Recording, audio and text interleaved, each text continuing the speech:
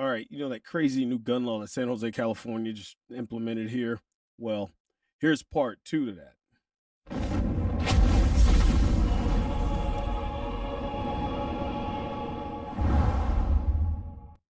This video is brought to you by Laser, L-A-S-R, Laser Activated Shot Reporter.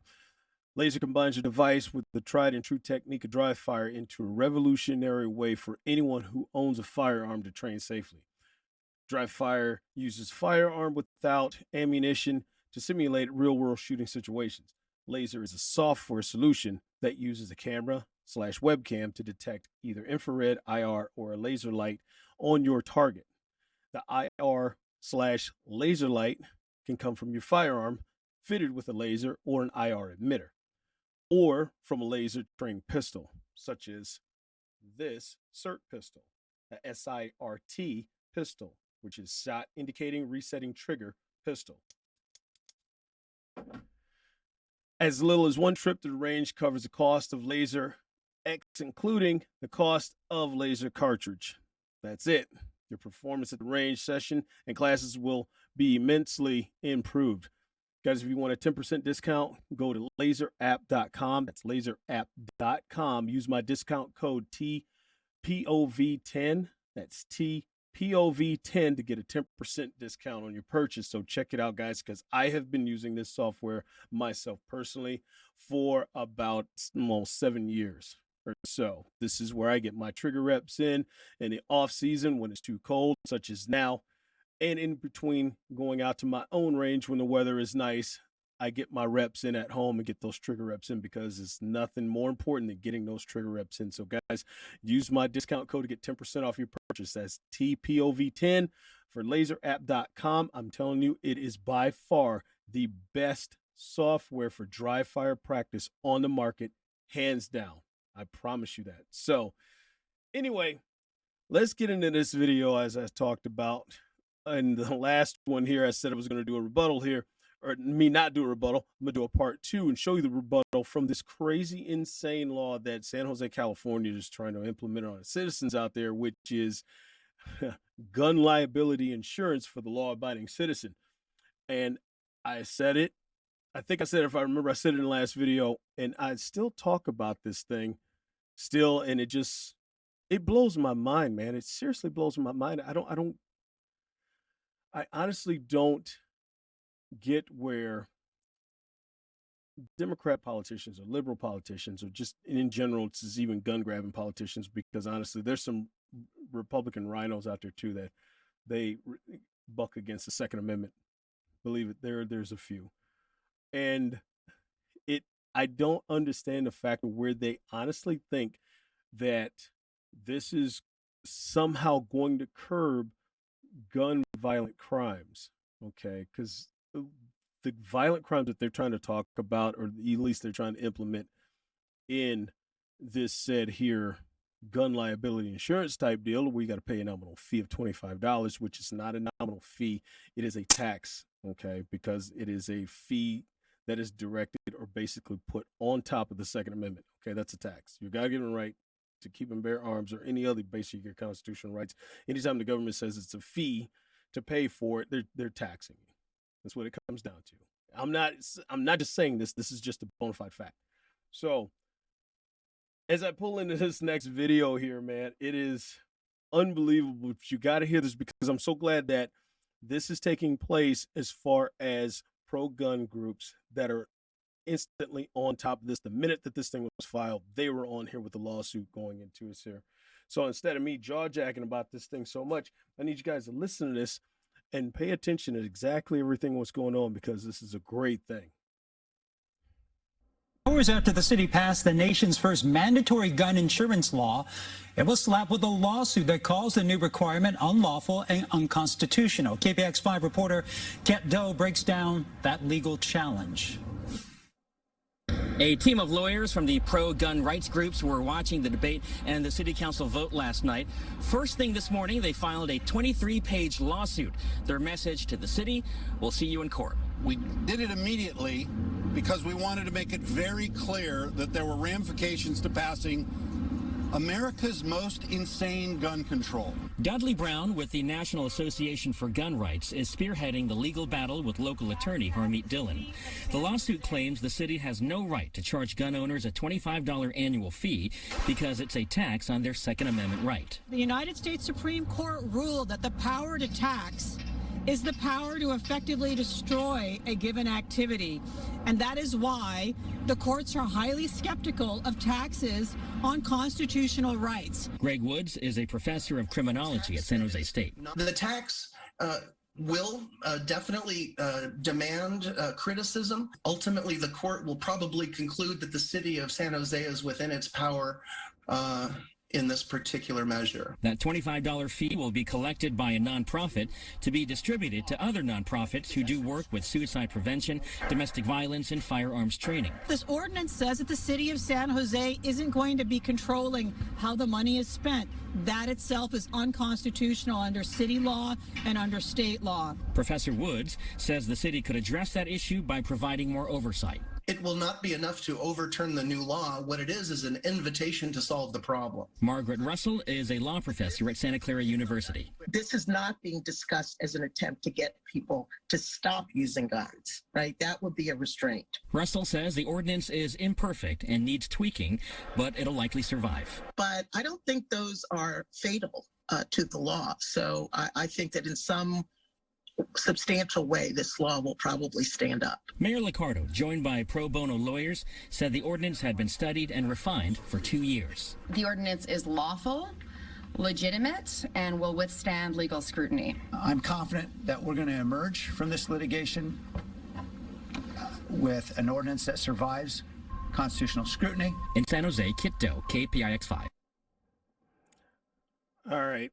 As you heard, okay, I don't understand, and honestly, they think this is going to survive, but you got to remember, too, if it does, this is California, okay, or California, I should say. And their gun control laws basically are insane and unbelievably ridiculous to begin with. But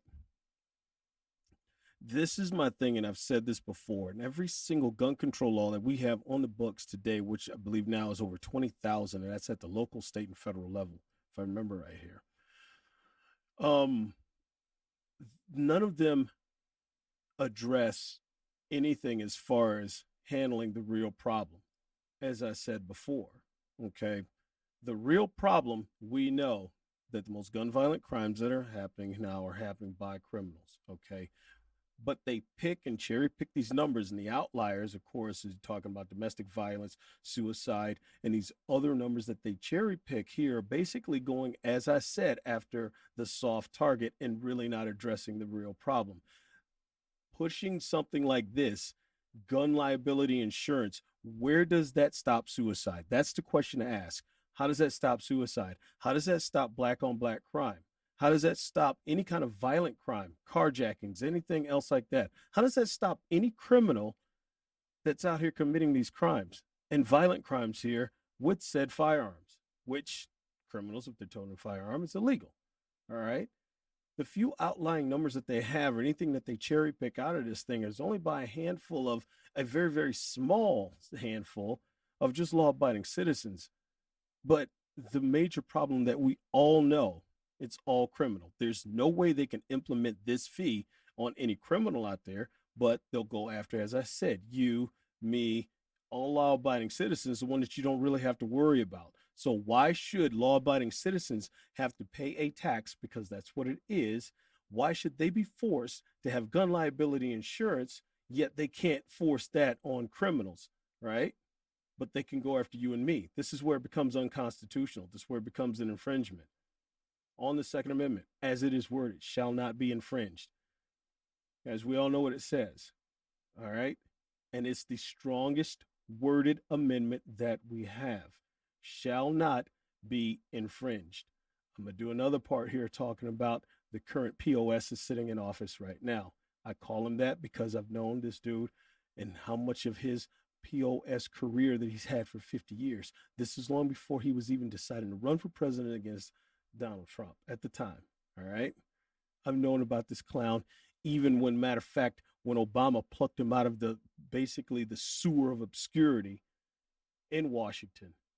And I was kind of shocked that the dude was still around. It's like, this clown is still around, the one who authored and passed the 1994 crime bill. Yeah, the current POS sitting in office right now. I say that too because if anybody else says anything about this dude and says that Biden's not a racist, well, I'm sorry, he is a racist. He is an actual racist.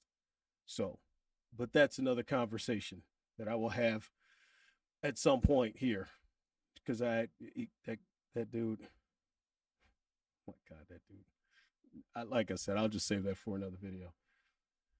But anyway, guys, as I said, man, this is just part 2. Not trying to drag this out too long, just to say this is the thing that comes behind this crazy, insane gun control law. The newest one coming out of, you guessed it, like California is unbelievable. Like I said, they are the petri dish for anything stupid that they do, and the rest of the country is watching. And the ones who follow behind and see if they can implement it in their states, surprisingly, are Democrat-run cities, and major cities, should say. So, here you go. We'll see. I'll keep an eye on this as much as I can and see exactly how this is going to turn out with the lawsuit here for San Jose on this gun control law, and see where it's going to lie, where it's going to end up. Because I'm very curious. As I see, the pro-gun groups definitely have a case. Democrats saying that this is being an ordinance or something like this. I don't care if you say if it's an ordinance, law, whatever you try to push, anything else like that. Constitutionally, it doesn't stand. Okay, you think it does. I honestly don't see it anywhere where it stands where you just push a fee on somebody's constitutional right here. And basically, if you can't enforce it, even if you put it up there, it's still something that can't be enforced because it's only being pushed on the law-abiding. There's no way any criminal's going to pay this, and there's no criminal penalty on top of that, even if criminals violate it. This is why we call them criminals. They don't care about the law.